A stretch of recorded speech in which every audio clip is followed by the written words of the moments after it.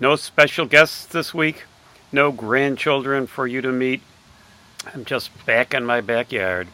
Um, and give you a little view of my backyard. You can see my grandchildren's swing set back there for when they're here. And of course, my shed and our gazebo and that kind of stuff. But anyway, um, and I have a Hilton Head Island shirt on. I'm just noticing here in the screen. And actually, we went with our 6 grandchildren and my son and his wife and my daughter to Hilton Head Island a year ago. And it was amazing. We stayed at the Disney Resort, and it was terrific. But anyway, be that as it may, we're here this week to talk about narration. But first, I want to tell you that overall, your essays were the best that you've written so far. Almost everybody really took the time to explain themselves quite thoroughly. Almost everybody really got into the whole concept of what the topic was all about. Pardon me. The character development that you talked about was interesting, and what made it especially interesting was that you really did see things differently in there. Now, pardon me, you didn't always see them the same. Lots of you didn't see them the same way I did, and that's fine, because I've told you from the beginning that literature has meaning when it has meaning for you. Pardon me. So, with the development of the character Elmer, some of you saw him as static, some of you saw him as dynamic, and it depended on how you looked at him and how you read the story, what you saw there.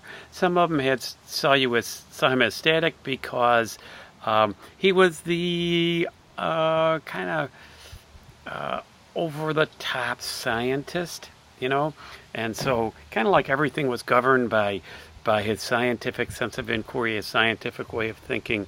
He was just a really scientific kind of guy, and so even his relationship with his wife and the fact that Georgiana had a little birthmark on her cheek, he had to be scientific-y about that rather than being, just a loving husband.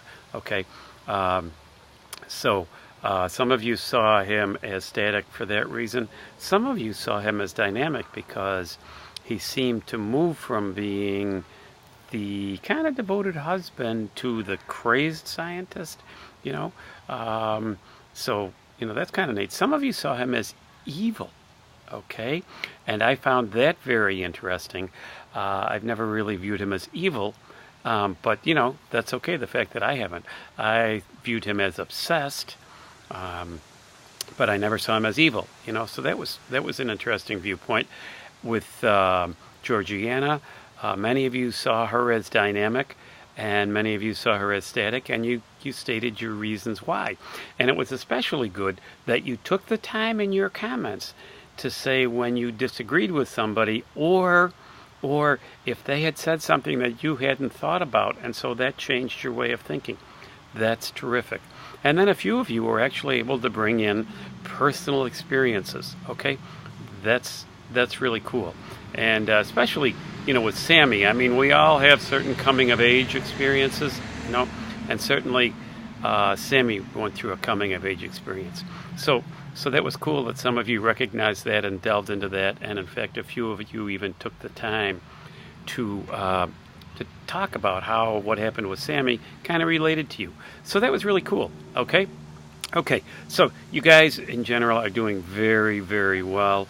There's a couple of you that are a little bit behind, and I need you to do the work that you haven't done yet, okay? So even if it was something the first week that didn't get done, go back and do it and then send me an email and tell me it's done.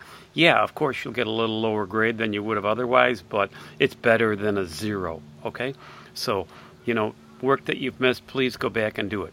Okay, so this week we want to talk about narration. Now, I make the point in the lesson, but I want to make sure you hear this also. The narrator and the author are not the same thing, okay? The author is the guy who writes the story. The narrator is the person who tells you the story. The author creates a narrator. So a narrator is a created character. even if he doesn't have a name. The narrator is a creative character who goes about telling you the story. Okay?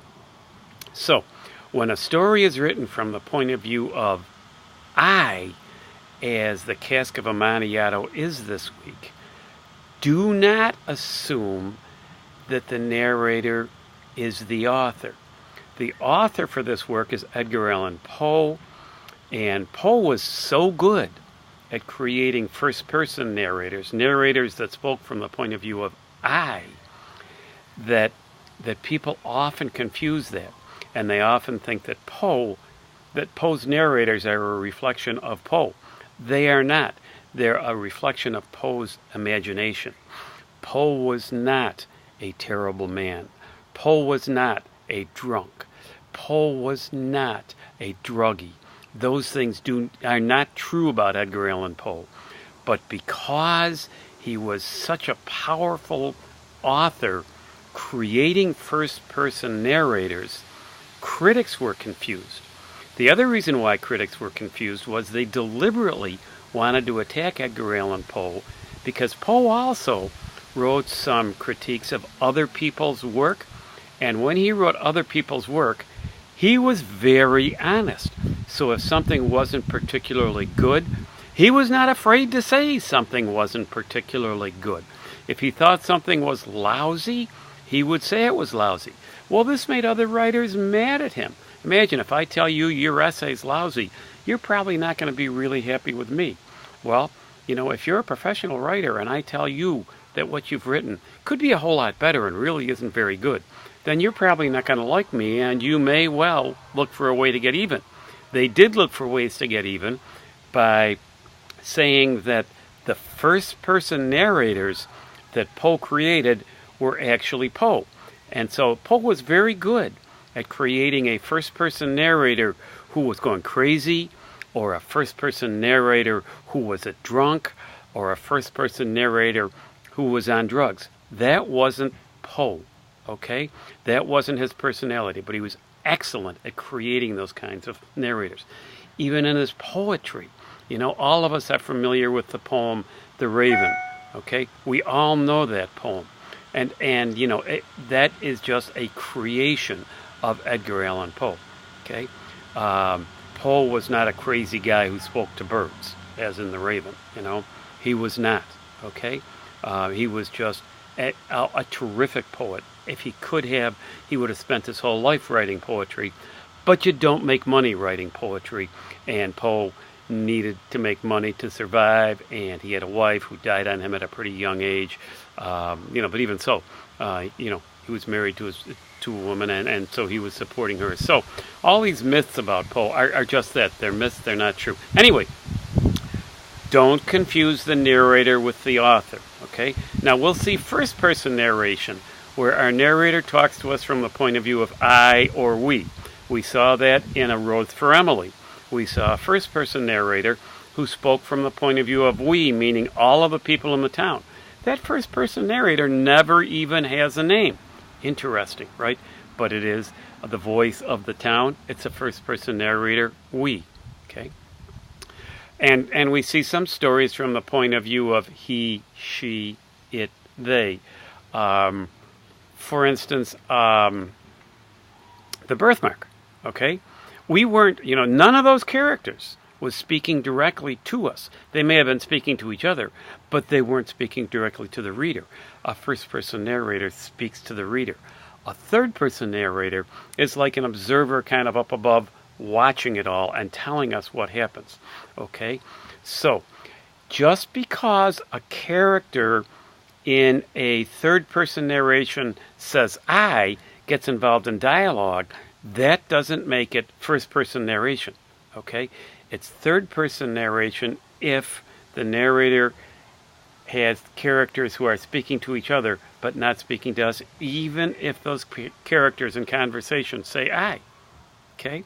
Hopefully you understand that concept, and I explained that more in the notes. So you guys are doing a great job. You really are. Keep up the good work. I am enjoying your essays immensely. I'm enjoying your comments immensely, and I'm enjoying your answers to my weekly questions immensely. Okay?